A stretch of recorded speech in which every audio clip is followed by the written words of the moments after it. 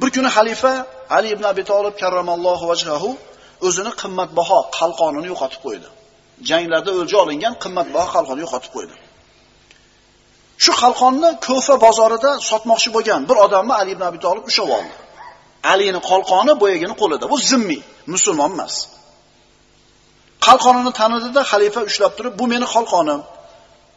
Men buni yo'qotib qo'yganman falon kechada, falon joyda" dedi. Zimmi aytdi: "Ey Amiral Mu'minin, qalqon meni qo'limda turibdi. Qalqon meniki" dedi. Ali aytdi: "Kimga sotganim yo'q, birovga berganim ham yo'q sening qo'lingda bo'lib qolishiga sabab." Zimmi aytdi: "Oramizda musulmon qozi hukm chiqarsin" dedi.